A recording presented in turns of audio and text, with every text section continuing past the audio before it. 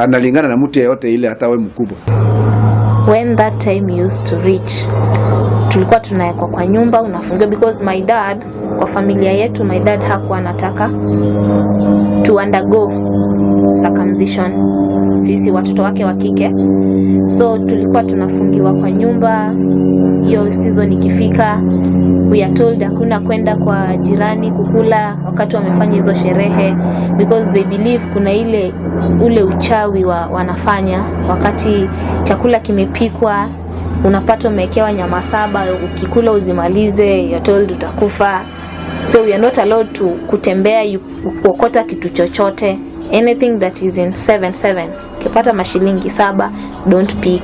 Kipata noti zimetupwa, don't pick. Wakati ya watoto wametairiwa, we are not, ukitembea barabarani utapatana na wao, most of them are arrogant, watakupiga ama watakutukana, watukane ikue vita.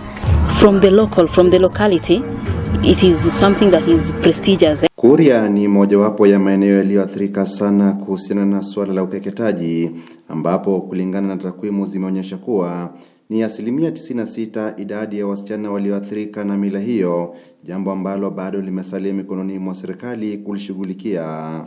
Please report to the nearest chief's office. Please report to any education officer. Report to any civil society organization. All those actors are ready to assist you and to protect you out of this car. We also call upon this meeting, we've called upon the government and also stakeholders to ensure that the cases that are active in courts in regards to FGM issues or cases, the girls get justice and also the law take its course. This is important. It is important because we believe in girls' education. Aidha, kunazo athari zinazotokana na ukeketaji ambazo wengi wa waathiriwa wamekabiliana nazo, mojawapo ikiwa ni kufuja kwa damu, ambapo kumesababisha wengi wa wasichana kupoteza maisha yao. Mimi ningetaka imalizwe kabisa. FGM is one of the worst violations against the child.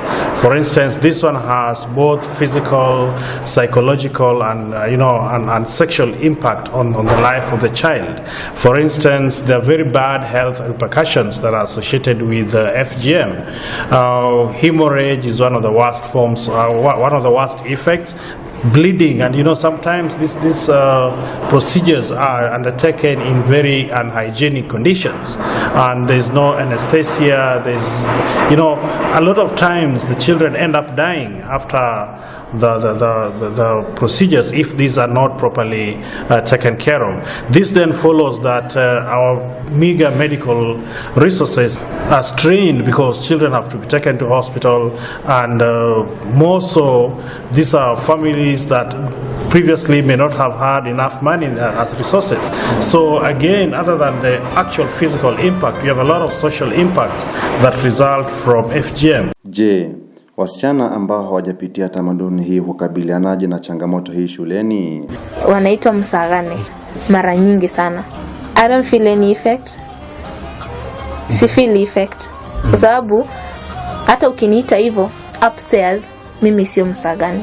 I could be msagane easy areas zenye unafikiria, but upstairs I'm okay. So unaniita hivyo, I just laugh, smile, walk away.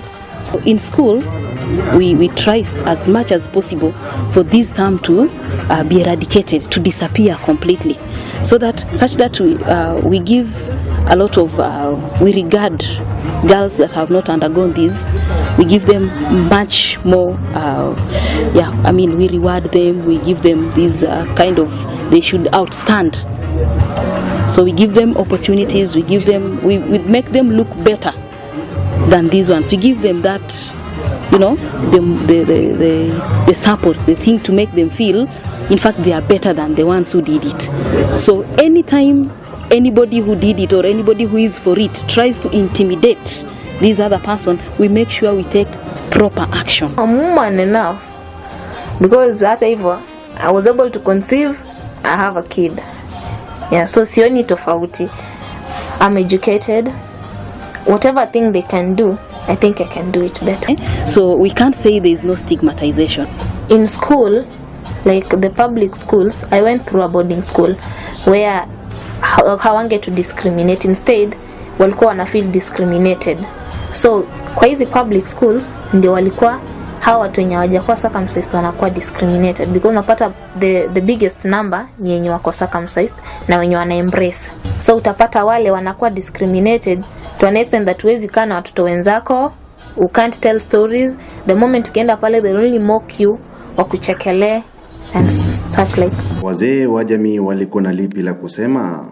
Hawa wasichana wetu wa kienyeji wa Kikuria, iko shida mingi tunapata huko kwa ground.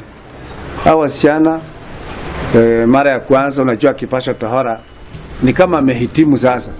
Hata wewe 13 years hana uoga wa kuongea, hata anaweza ongea na mzee wa miaka 50. Sasa yeye ni mtu ambaye amekoma. Na unapata majority wenye wali undergo FGM wengi wakisha tairi wanafidiwa na mawazo kwamba wao wameshafikia ile age ya kuwa mama. Unaweza ukawa na mwanaume, unaweza ukazaa, unaweza ukafanya kazi kama vile mamako anafanya. So akishatairiwa akae kidogo anaolewa. Unajua wakati ule wa sherehe anaambiwa kila kitu. Wale wa mama wanacheza pale, wanampeleka kwa boma. Wanamwambia sasa umekuwa mke, unaweza oleka na mtu yeyote ile, awe mzee wa miaka 60, awe hata 80 atakuoa ama lika yako. So usiwe na uoga na umehitimu sasa kila kitu. Shawishi kijana wangu mwenye amemaliza university, nikamwambia ukioa msichana mwenye hajatahiriwa litakuwa furaha kubwa kabisa, na ameni promise. Kwa hivyo watu community kiona kwamba mtoto wangu ameoa msichana mwenye ambaye hakukeketwa na msichana ambaye amesoma, hiyo pia inafanya wale wasichana wengine wanakuwa na imani kwamba kumbe hata mimi nikikosa kukeketwa hata naweza kuolewa. Naomba jamii yetu ya Wakuria kwa jumla, kitu cha kwanza watoto wetu tuwashikirie. Ya pili watoto wetu waende shule. Ya tatu watoto wetu wakimaliza mashule sasa, unajua sasa wanakuwa watu wazima, wanakuja kutusaidia hapo kwa boma zetu wakiwa wameng'ara kielimu. Naomba wa jamii yetu tuachane na mila na desturi ambayo inaumiza watoto wetu kama hii ya wasichana. Hiyo ni mila potofu. Kwa naomba jamii yetu kwa jumla, Wakuria wazima na wengine ambayo wako kategori. Katika msimu huu wa kuelekea katika uchaguzi mkuu unaokaribia, wanasiasa nao wametakiwa kuwa mstari wa mbele bila kuogopa kupoteza kura katika uchaguzi unaokuja. Leaders must come out strongly, especially political leadership. We would not like to see a situation where politicians would not want to come out strongly against FGM, probably for fear of losing votes.